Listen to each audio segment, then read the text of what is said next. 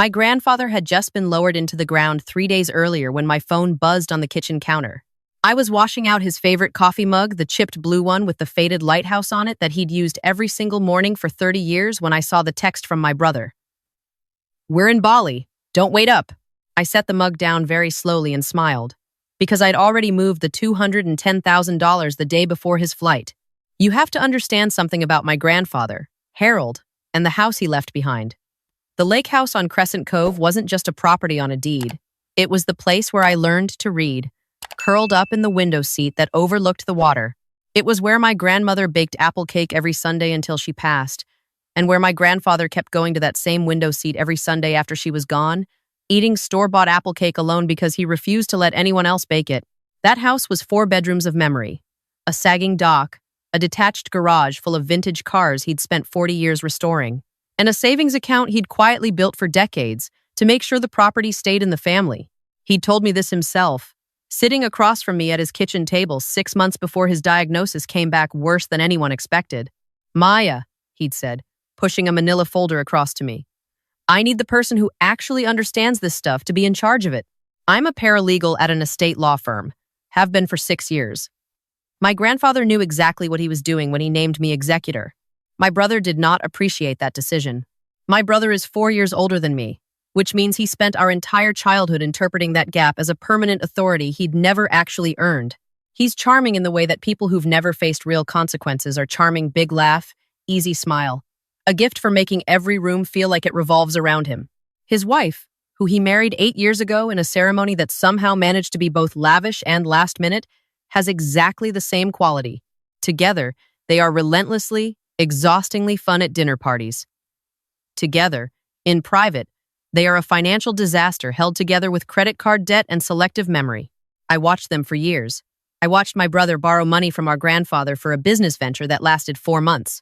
I watched his wife convince my grandfather that the antique sideboard in his dining room had been promised to her, a promise no one else had ever heard, and walk out with it during a holiday visit.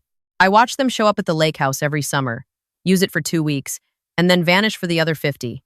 I watched my grandfather make excuses for them with the infinite patience of a man who believed in family more than the evidence warranted. After the diagnosis, things shifted. My grandfather's dementia came on gradually, which is somehow worse than suddenly, because there's a long stretch of time where the person you love is still mostly there, but the edges are softening. He'd repeat things. He'd lose words mid-sentence. He'd look at you sometimes with a flicker of uncertainty, like he was trying to place your face in a catalog that kept rearranging itself. My brother started calling more often. That was the first sign. He called with questions about the lake house. How was the roof holding up? Had Grandpa thought about updating the will recently? Was the savings account still at the same bank? He framed all of it as concern, just checking in, just making sure everything was being handled. His wife started sending my grandfather cards, actual paper cards with handwritten notes, which she'd never done once in 8 years of holidays. I noticed. My grandfather was touched. He started saying things like, "Your brother's really stepping up, isn't he?" And I would smile and say, "He really is, Grandpa," because I didn't want to spend whatever time we had left on this. My grandfather passed on a Tuesday in October. The lake house was quiet and golden, and the leaves were coming down off the birches the way they always did, in that slow, spiraling descent that made the whole yard look like it was breathing. My husband, who had taken time off work to be there with me, held my hand through the entire afternoon. My brother arrived 2 hours after the hospice nurse left. His wife was right behind him, already looking around the house with the careful attention of someone taking inventory. They stayed for 5 days. During those 5 days, my brother made several interesting requests. He asked if we could postpone the probate filing, just temporarily, to give the family time to grieve without bureaucracy. I said I understood the sentiment, but the timeline was important, and we'd proceed as scheduled. He asked if he could have access to the savings account to cover some immediate estate expenses. I said all estate expenses would flow through me as executor, as my grandfather had specified. He asked whether it made more sense, practically speaking, to list the lake house now while the market was strong rather than hold it. I said the terms of the will were clear, and the property was to remain in the family. After each of these conversations, my brother would nod and say, of course, and within 20 minutes I'd hear him on the phone in the back bedroom, his voice low and careful. "I'm a paralegal. I know what people sound like when they're exploring options. The night before they left, his wife found me alone in the kitchen. She had this way of entering a room that was specifically designed to make you feel like you'd both just happened to end up there by accident. She poured herself a glass of water she didn't drink and leaned against the counter and said, very casually, "You know, Maya, you've had such a weight on your shoulders with all this. It's so much to manage." I agreed that it was a lot. She said, "Honestly, if you ever want help with the accounts, with the paperwork, anything, we're here. You don't have to carry it all alone." I thanked her. She smiled. She left the water glass on the counter. I lay awake that night, going over every interaction in the last week, like a prosecutor reviewing transcripts. The requests about the account, the interest in the property listing, the offer to help with paperwork. And underneath all of it, something I'd been watching for 2 months, my brother's financial situation. I know more about it than he realizes. His wife mentioned their mortgage situation once at a family dinner 2 years ago, and I filed it away. A mutual friend mentioned a business deal that had gone badly. I'd seen credit card statements, accidentally, when we were both at the kitchen table and he'd left his email open on the shared laptop. I hadn't snooped, I'd just noticed. What I noticed was that they were not okay. They were the kind of not okay that looks fine from the outside but has been building underwater for years. My grandfather's estate was exactly the kind of thing that could solve their problem, or at least make them feel like it could. 3 days after they flew home, I got a call from the bank. Not just any bank, the bank where my grandfather had titled his cars, because he'd taken out a small loan against one of them years ago and paid it off, and the bank still had the account on file. The loan officer, who was clearly uncomfortable, told me that someone had visited the branch 2 days prior with a document claiming my grandfather had agreed, before his death, to use the '67 Mustang as collateral for a personal loan of $55,000. The document had my grandfather's signature on it. The loan officer had flagged it because the signature didn't match their records precisely, and because the document had been notarized at a UPS store in a town 2 hours away from where my grandfather had lived for 30 years. I sat in my car in the parking lot of my office and did not move for 4 minutes. Then I called my husband. I told him what the loan officer had told me. My husband, who is the most measured person I have ever met in my life, said nothing for a long moment and then said, "How do you want to handle this?" And I loved him very much for not saying anything more than that. I said I needed 1 day. I went to work and I pulled every document I had on my grandfather's estate. I called the notary licensing board. I called the title company. I reached out to my supervising attorney, who listened to the whole thing without interrupting me once, and then said, quietly, "You know what this is, right?" I said, "Yes." She said, "What do you need from me?" I told her. She said, "Done." The next morning, I drove to the bank where my grandfather's estate savings account was held. I sat down with the branch manager. I was the named executor. I had the death certificate, the will, the letters, testamentary, everything. I opened a new estate account under my name and my husband's name as co-trustee. I transferred the $210,000. Then I went to the probate court and filed every document I had, including a flag on the fraudulent loan attempt, which my attorney had already helped me prepare to submit to the county prosecutor's office. I left $12,000 in the original account, enough to look like I hadn't noticed, enough to make them think the door was still open. Then I went home and waited. My husband made dinner. We didn't talk about it much. I watched him move around the kitchen with the ease of someone who has decided that whatever is coming, you two will face it together. And I thought about how different that felt from the family I'd grown up in, where problems were either hidden or weaponized and almost never just carried together. He put a plate in front of me. I ate. I slept. Actually slept. Better than I had in 2 weeks. The text came 4 days later. Transfer went through. We're in Bali. Don't wait up. My brother apparently had made his move and was expecting to land in paradise with our grandfather's money already in his account. I put down the coffee mug.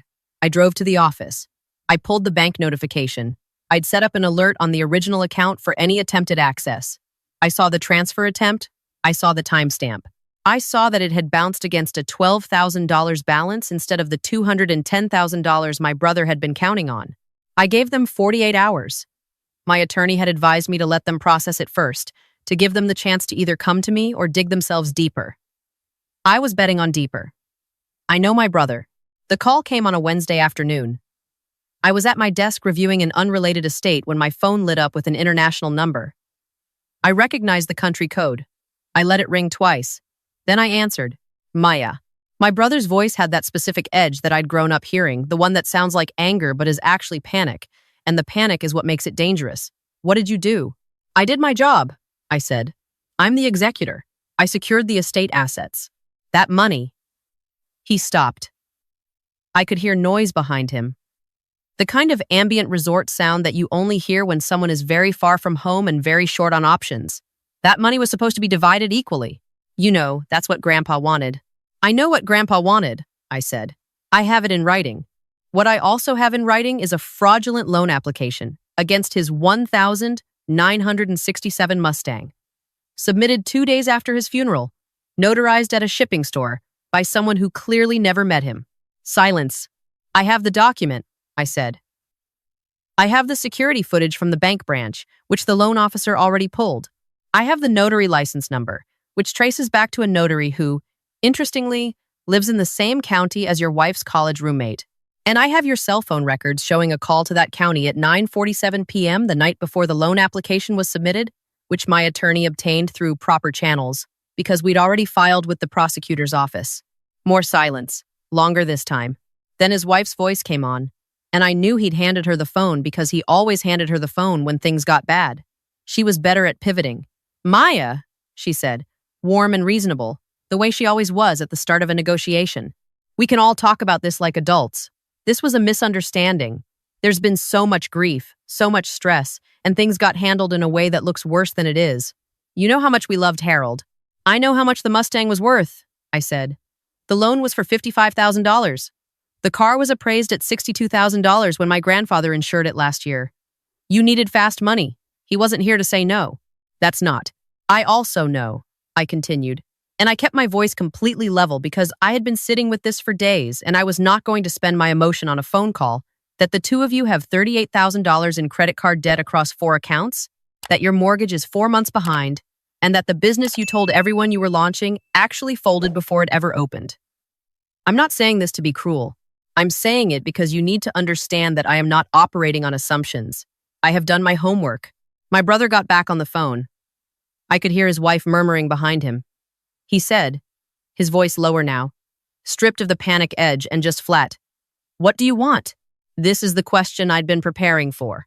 I told him I had 2 options laid out on paper, the same way my grandfather had always approached a hard conversation, clear, written down, no room for later reinterpretation.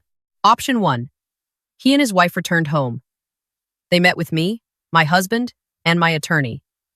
They signed a document relinquishing any claim to contest the estate. In exchange, I would use a portion of the estate funds to pay off the fraudulent loan because even though it was fraud, if it went into default, it would have affected the car's title, which was still in the estate, and I would not pursue criminal charges for the forged signature. They would receive the portion of the estate my grandfather had specified for them in the will, which was $15,000 and the contents of his workshop, no more and no less. Option 2. I filed the criminal complaint in full, pursued a fraud charge on the forged signature, which in our state carried a potential felony, and let the estate be administered entirely through the courts, which would tie everything up for at least 18 months, while also generating a public record that would follow both of them professionally. I heard him exhale. You'd really do that, he said, to your own brother. And here's the thing about being the responsible one in a family. People use that framing against you. They count on the fact that you care about family, that you don't want to be the person who burns it down. They treat your reliability as a leash. They believe, right up until the moment they're proven wrong, that you will always choose peace over justice because the cost of justice is too high for someone like you. What they never account for is what happens when you watch someone exhaust your patience completely. I would, I said, and I will, if that's the direction you choose. They flew back 4 days later. I picked them up from the airport not out of kindness, but because I needed them in the room I'd arranged, and I wasn't going to give them the chance to regroup or lawyer up before we sat down. My husband drove. My brother sat in the back seat, looking out the window. His wife sat beside him with her arms crossed and her jaw set. Nobody made small talk. Nobody tried. My attorney's office was on the 4th floor of a building downtown, and she'd stayed late to meet us. She'd set up a small conference room, 4 chairs, a table, 2 folders. She greeted everyone with the professional warmth of someone who has seen this exact situation enough times to have no emotional stake in the outcome, and then she sat down and looked at my brother and said, "Shall we begin?" I slid the folders across the table. My brother opened his. His wife looked at hers but didn't open it. Folder 1, I said, because I had rehearsed this, is the complete accounting of the estate assets, including the transfer I made as executor, which is fully documented and entirely legal. Folder 2 is the evidence file, the loan application, the notary records, the call logs, and the draft complaint my attorney has already prepared for the county prosecutor. My brother looked at the second folder for a long time. He had the expression of a man who has been running a bluff for so long he'd forgotten it was a bluff, and now was sitting at the table being shown everyone else's cards. You need to sign page 7, my attorney said, and initial pages 3, 4, and 11. His wife said, "This isn't fair." My attorney said, "Fairness isn't a legal standard, unfortunately." My brother signed. My sister-in-law sat for another 3 minutes without moving, and then she signed too, and the scratch of the pen on paper was the only sound in the room. We drove home in silence. My husband didn't ask me how I felt until we were inside and the door was closed, and then he just looked at me and waited. And I stood in our kitchen for a minute thinking about my grandfather at his window seat, eating store-bought apple cake every Sunday, still going to the same spot, even after everything that made it meaningful was gone, because he believed in keeping the rituals, even when the people couldn't stay. "I'm okay," I said. And I meant it in the way that okay means not broken, not vindicated exactly, just intact. The estate closed 4 months later.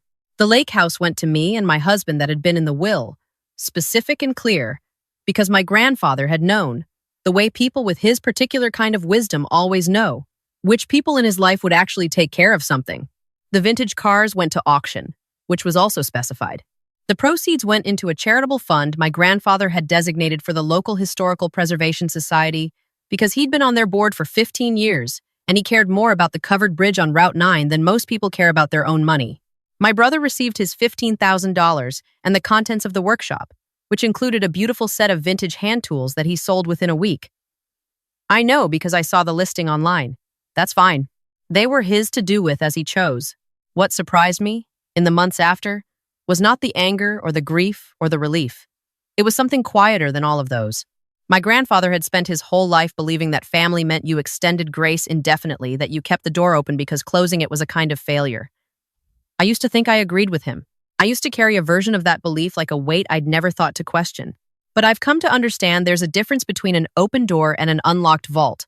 Grace is something you give freely. It doesn't mean you hand someone the key to everything you were trusted to protect and hope they'll do the right thing. Sometimes protecting the people who deserve protection means making a choice that looks, from the outside, like hardness. My grandfather chose me as his executor because he knew I would do what needed to be done, not what was comfortable. Not what kept the peace at the cost of the truth. What needed to be done. The lake house still has the window seat that overlooks the water.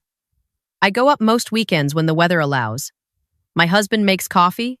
I sit in the same spot where my grandfather used to sit, with the same view of the dock and the birch trees and the light coming off the cove in that flat, silver way it does on October mornings. I bring apple cake, actual homemade apple cake, the recipe my grandmother wrote on an index card that I found in the kitchen drawer. I sit in that window seat and I think about what it means to carry something forward.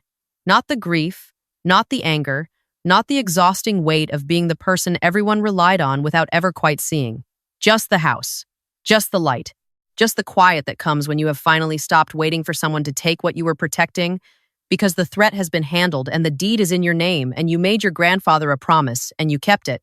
That's what the window seat is for now. Not waiting, just being there. He would have liked that, I think. He always said the best thing about the lake house was that it was a place you could go and just be still for a while. No performance, no pretending, no one expecting you to be anything other than exactly who you are. I finally understand what he meant.